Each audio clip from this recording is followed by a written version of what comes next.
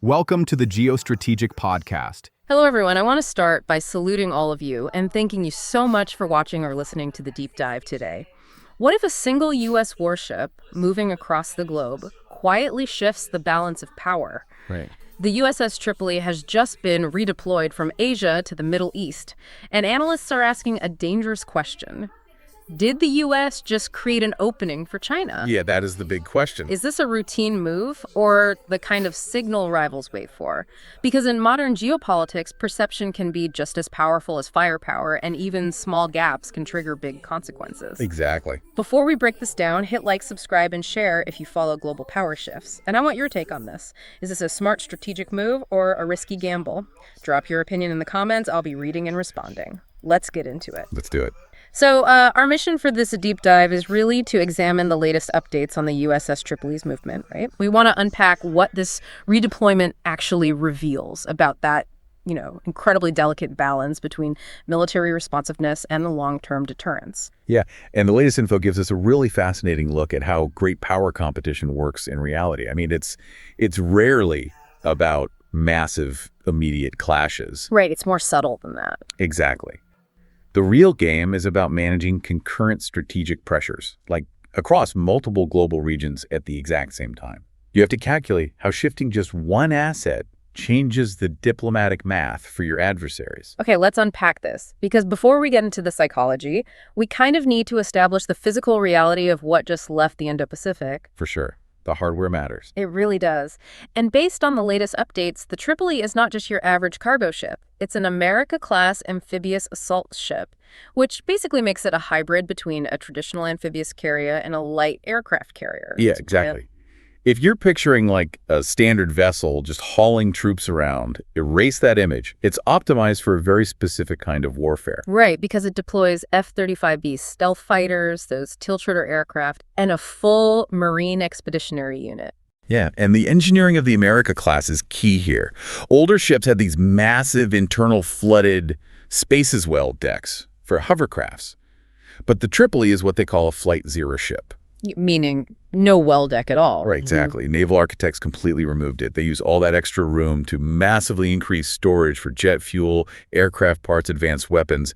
It operates as a lightning carrier, specifically tailored to project air power using those F-35Bs. Wow, okay, so it's a major asset. Which brings me to this thought. If global strategy is a chessboard, moving this ship feels like taking a highly mobile rook off the board to defend another side. That's a great way to visualize it. But practically speaking, does the absence of this one ship actually leave the Indo-Pacific exposed? Well, let's look at it calmly. The material reality is that the U.S. maintains a massively layered force posture. Yes, the Tripoli's absence causes a measurable reduction in forward deployed aviation and rapid response capability. Which are pretty important for Taiwan or the South China Sea. They are important, absolutely. But this single redeployment does not fundamentally degrade deterrence. The network is backstopped by a robust web of carrier strike groups, submarines, and land-based air power anchored by Japan. Okay, so the military equilibrium hasn't drastically shifted in China's favor, physically speaking. Right. The brute force required to deny an adversary control of the sea and the airspace, it remains fully intact. Well, here's where it gets really interesting. If the actual firepower is still robust, why are analysts treating this like a seismic event? Because of the optics. Exactly. The latest news emphasizes that modern U.S.-China military competition isn't always about outright confrontation.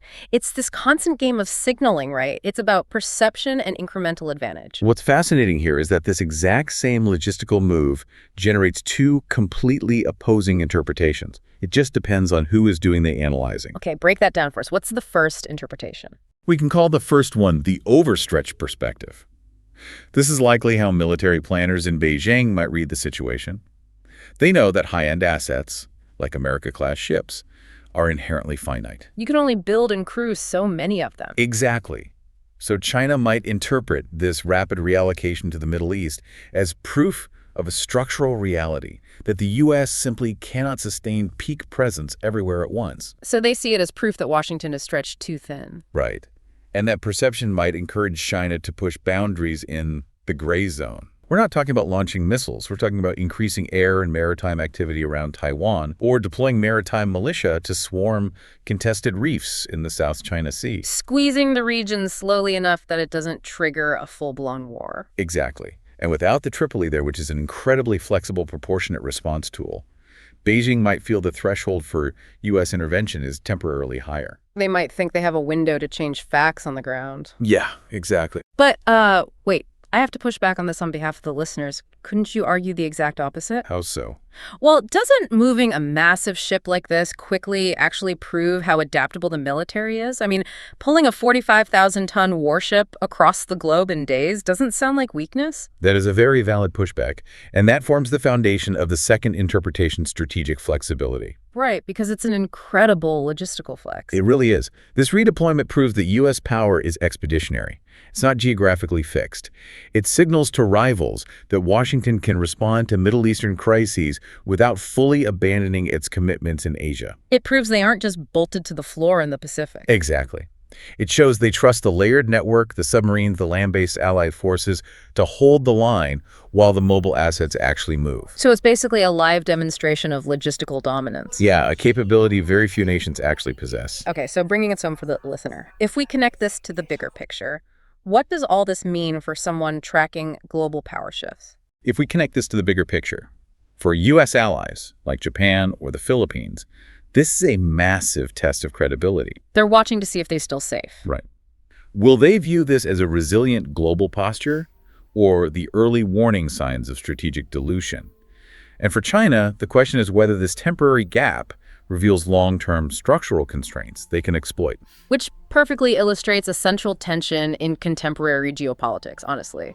Finite military assets force these incredibly dynamic trade-offs. Yeah, constantly. And it proves that perception shapes strategic behavior just as much, if not more, than actual physical capability. Oh, absolutely. The psychology is half the battle. It really is. But I want to leave you, the listener, with a final, slightly provocative thought to chew on. Oh, like these. If moving a single physical warship creates this massive ripple effect in global perception, how will the signaling game change when superpowers start relying more on invisible cyber assets? Or, decentralized AI drone swarms that can't just be tracked on a traditional map?